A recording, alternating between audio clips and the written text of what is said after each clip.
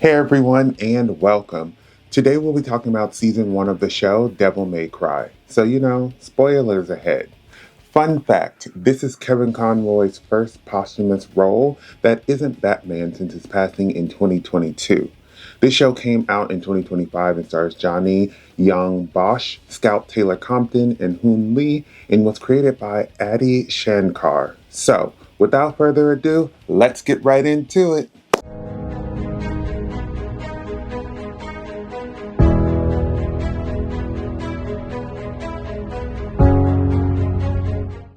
Devil May Cry follows Dante, an excellent demon hunter who has lost his family, and the only thing he has left to remember them by is this amulet. The White Rabbit steals the Force Edge, the sword of the demon knight Sparta, to open the gate between the worlds and bring chaos, but he is missing one thing: Dante's amulet. When the government gets involved, they make things worse, and the White Rabbit gets the amulet, so Dante must partner with the government agency Darkcom to get the amulet back and save the world before the White Rabbit can open the portal between the two worlds. Devil May Cry is an action fantasy show. It has similar vibes to Dota, Dragon's Blood, Shang-Chi and the Legend of the Ten Rings, or Hellboy. Prior to this show, I had never heard of this game, but the trailer was full of action, and they released a song with Evanescence that caught my attention. The show is an American anime, which I know sometimes gets mixed reviews from people who love Japanese anime, but I thought that they did a good job. The show mixes supernatural elements with political and religious elements that were interesting to see how would the government react to this. I love a show where none of the sides are right or wrong because you can't really group them together. And then you have Dante, who is not on either side. Dante is voiced by Johnny Young Bosch, who has a lot of roles under his belt. But when I saw his picture, I immediately remembered that he was the Black Ranger in Mighty Morphin Power Rangers. The strawberry sundae loving Dante is very arrogant, and I was wondering why he was acting like that, but then I saw him fight, and he deserves to act that way. He fights really well, and I chucked it up to the anime style because I see often in anime they can do feats that a normal human can't do. But after seeing him heal quickly, I knew something was different. We learn that he is actually half demon from his dad's side, which he denies for a long time, and eventually he embraces it and becomes even stronger. He's honest, which I enjoy because there were so many people who weren't in this show, and it kind of balanced his arrogance. No matter what he is going to fight, and if you think he is giving his all in this fight, he has more to give. Lady, aka Mary, betrays him, and I'm so interested to see how he gets out of the predicament that he's in because of her and seeing if their relationship will be mended. Dante's mentor Enzo was a funny addition to the cast. He is in charge of hiring the help to kill these demons and has weirdly become one of Dante's friends in a way. He is the reason that Dante gets into this mess with the government, but he is also very aware that Dante can handle himself. It was sad in the finale when he tries to kill a demon and gets killed before he can actually do any harm. Mary, aka Lady, was traumatized by her dad when she was younger, who seems to have turned himself into a demon and killed her mother while he was researching how to defeat demons. She has dedicated herself to becoming the ultimate demon hunter, and what she lacks in power or fighting ability, she makes up for with technology.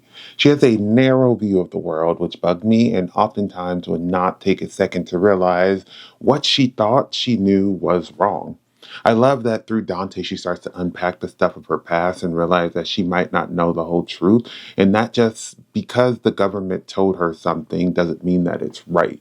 The biggest character growth for her is coming to terms with the fact that not all demons are bad. Just like humans, they have their bad seeds and their good ones. She makes some good points throughout the season, but she's a puppet of the government, so the way she handles stuff is not the best. In the end, I thought they really made progress, and I saw her and Dante becoming friends, but she betrayed him, which made me sad because he seemed happy to be on a first name basis with her.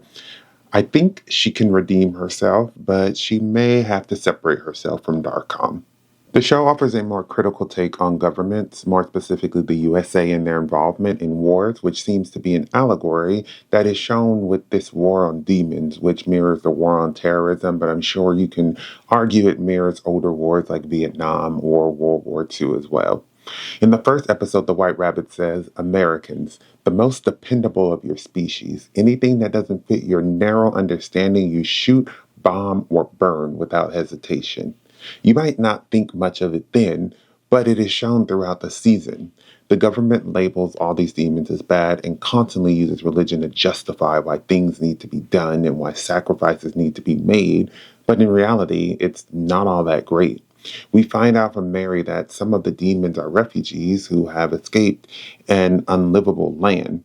The vice president orders them to be killed simply because they are demons after Mary says not to kill them.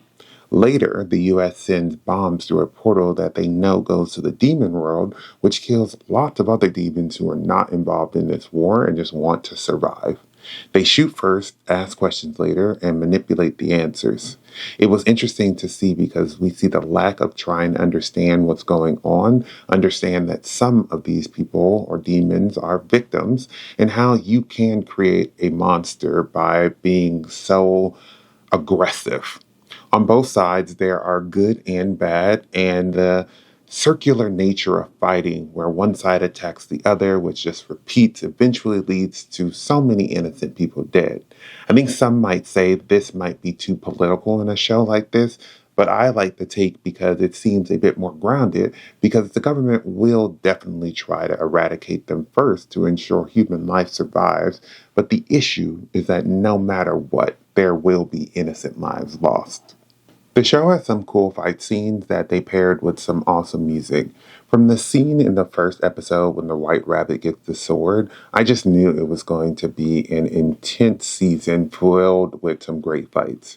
I just knew that this is something that, anime shows do so well, making these fight scenes intense but fun and making you question if people are human or something else. It just further solidified why animation is important for everyone, not just kids, because I don't think something like this could have been replicated in live action and be as cool as it was in the show. The show also doesn't hold back on gore, which ups the intensity because you see how these characters are fighting for their lives. My favorite part of the season is finding out that Mary and the White Rabbit stories are very similar, how they have crossed paths, and how Mary is the reason for the White Rabbit becoming a threat. The animation is different as well, which is a cool thing they can do in a show like this. The White Rabbit grows up fearing humans after being in foster care, or maybe it was an abusive family. I couldn't 100% tell, while Mary fears demons after almost being attacked by one, and her dad experimenting and becoming one, and then he kills her mom. Mary leans on humans to learn how to stop demons that ruin her family. The White Rabbit finds a sense of belonging with these demons who are just trying to survive, but the world that they're in is making them sick, so he makes a way to get them to Earth so that they can survive. Their stories cross when the White Rabbit is leading some refugees to safety after getting chased by a big monster. Mary catches some demons who point her to where the group crosses over, and Mary is waiting for the White Rabbit and his group. The group with the White Rabbit is not armed and even surrenders, but Mary insists on killing them all when the demon comes through the gate that was chasing them. We see how so many innocents are killed and the White Rabbit is injured. The White Rabbit then vows to break the barrier because he has constantly seen how humans can be evil and has lost faith in them. It's a moment when I realize that while I think the actions of the rabbit are extreme, he's only doing it because of these events that have led to this moment, and he has a special hate for Darkham and Mary. It was shocking to find out that he is actually not a demon. It's interesting because it reminds me of how so often the survivor becomes what many sees as the villain, but doesn't want to acknowledge their own part in making this villain. I just thought it was so interesting that their story was intertwined and that Mary's rash decisions are the reason why they are in this mess and how people only can endure so much before they snap. It's one of those moments where you're like, I don't agree with the villain, but I see where they are coming from. Devil May Cry was a show that surprised me and had me invested to see how it goes. I do hope it gets more seasons because I have so many questions like who is Sparta? Is he alive? How did Dante's brother survive? Will his brother be the new villain? Just to name a few. Thank you for watching my video. I would love to hear your thoughts down below in the comments. If you have not subscribed, please do so you can keep up to date with more of my videos. But besides that, everyone stay safe, have fun, and goodbye.